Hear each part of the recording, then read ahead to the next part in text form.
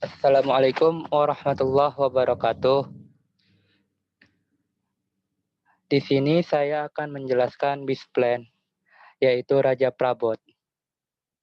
Oh iya, sebelumnya saya minta maaf ya, soalnya di sini saya tidak melakukan presentasinya dengan laptop saya, melainkan dengan device teman saya, yaitu Putri. Oke, bisnis plan-nya seperti ini. Next, next.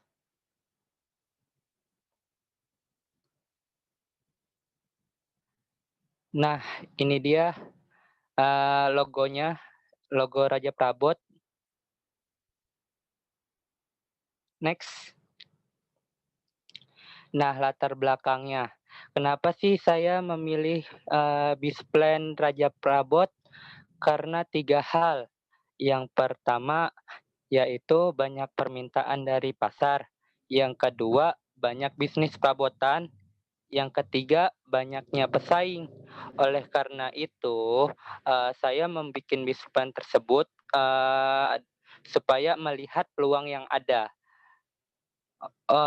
Kenapa? Soalnya di sini atau di pasar banyak sekali bisnis perabotan tersebut dengan banyak pesaing, dengan banyak permintaan dari pasar, itu adalah peluang yang sangat tepat untuk menulis bisnis plan tersebut. Next. Nah, ini dia target pasarnya. Yang pertama, tetangga. Kenapa saya ngambil tetangga? Soalnya di sini tetangga merupakan peran yang paling penting dalam promosi tersebut. Karena dari tetangga dapat melalui promosi seperti mulut ke mulut. Terus di sini juga ada masyarakat kalangan atas, terus di sini juga ada masyarakat kalangan menengah, terus di sini juga ada masyarakat kalangan bawah. Oke, next. Nah, ini dia segmen pasarnya yang saya gunakan. Yang pertama ada geografis, yang kedua adalah demografis, yang ketiga psikografis. Yang pertama saya bahas dulu geografis. Nah, geografis itu yang maksudnya itu ada masyarakat golongan sejahtera, maksudnya itu golongan yang atas, terus ada masyarakat golongan pas-pasan atau masyarakat golongan menengah, terus ada juga masyarakat kalangan bawah. Nah, di sini juga termasuk segmen pasar yang sangat penting loh, geografis. Terus juga ada demografis. Di sini juga ada penjualan perabotan tersebut juga memiliki segmen pasar demografis seperti rasnya, seperti apa, terus jenis kelaminnya yang beli seperti apa, terus jenis agamanya juga seperti apa. Terus yang ketiga psikografis, karena mereka semua membutuhkan perabotan tersebut. Nah, makanya di situ psikografis. Terus atau juga bisa juga gaya hidup mereka. Next. Nah, ini dia strategi pemasarannya. Yang pertama ada strategi harga, yang kedua adalah dengan menggunakan strategi promosi. Yang ketiga bisa juga digunakan strategi distribusi. Yang keempat bisa juga menggunakan strategi positioning. Next. Nah, ini adalah model kanvasnya seperti berikut ini. Pertama itu ada key partner, itu dia maksudnya itu apa sih? Dia maksudnya itu melakukan joint venture dengan agen dan pabrik perabotan tersebut. Misalnya saya melakukan kerjasama antara pabrik perabotan tersebut dengan pabrik perabotan A dan B gitu maksudnya. Terus key activities, maksudnya itu apa sih? Nah, itu maksudnya itu dia menawarkan perabotan rumah tangganya dengan mulut ke mulut, dengan media sosial, dengan media apapun itu. Terus ada over. Maksudnya itu apa sih? Maksudnya itu di sini kayak pembiayaannya itu misalnya ada TV kabel karena di sini saya ruko kan, terus di sini juga ada WiFi juga.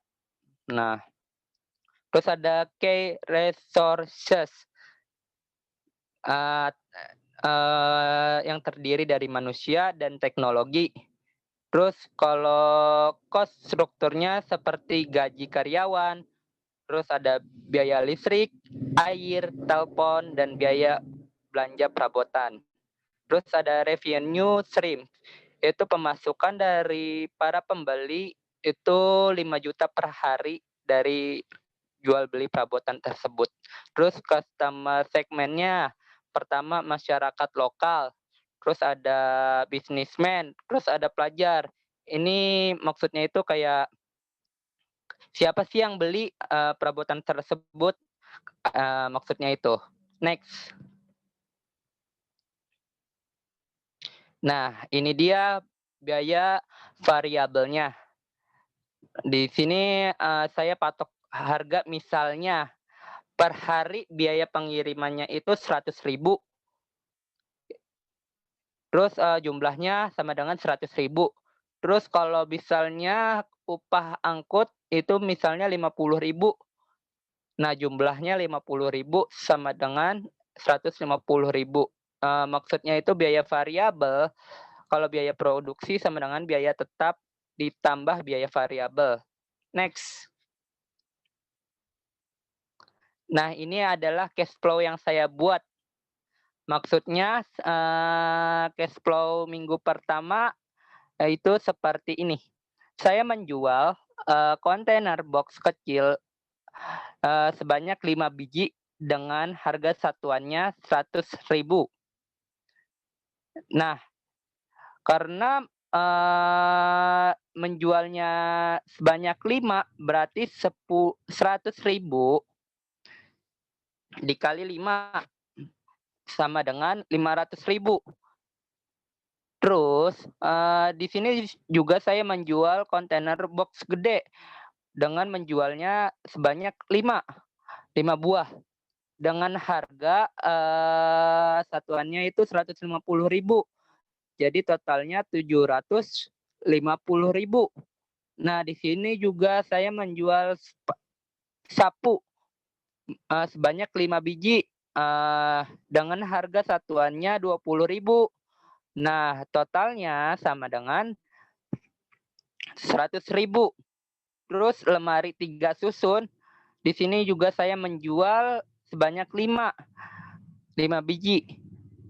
Terus harga satuannya sama dengan 350.000. Jadi totalnya 1.750.000. Terus cash out dalam minggu pertama itu seperti berikut. Kontainer box kecil saya menjualnya sebanyak 5 dengan harga satuannya 75.000. Totalnya sama dengan 375.000. Yang kedua, sapu saya menjual sebanyak 5 biji dengan harga satuannya 15.000. Totalnya 75.000. Terus di sini juga saya menjual kontainer box gede dengan penjualan sebanyak 5 biji dengan harga satuannya 95.000. Totalnya 475.000. Dan di sini juga saya menjual lemari 3 susun sebanyak 5 biji atau harga satuannya 300.000 dengan total 1.500.000. Dan minggu kedua saya juga menjual kontainer tersebut dengan 6 biji. Harga satuannya 100.000, terus sama seperti yang tadi. Terus kalau minggu pertama saya menjual 5, kalau minggu kedua saya menjual 6, terus kalau minggu ketiga saya menjual 7, terus kalau misalnya minggu keempat saya menjual 8. Dengan masing-masing total penjualan dari tersebut dari minggu kedua sama minggu kedua itu 3.720.000. Terus kalau minggu ketiga 4.300.000. Terus minggu keempat sebesar total penjualannya 4.500.000. Terus cash out minggu kedua sama dengan 2.910.000. Terus minggu ketiga total pengeluarannya 3.395.000. Terus total pengeluaran minggu keempat 3.870.000. Dengan saldo akhir masing-masing dari minggu pertama itu 3.100.000. Terus minggu kedua dengan saldo akhir 3.720.000. Terus yang ketiga minggu ketiga dengan saldo akhir 4.340.000 dan minggu keempat 4.340.000. Oke, next selanjutnya. Terima kasih. Wassalamualaikum warahmatullahi wabarakatuh.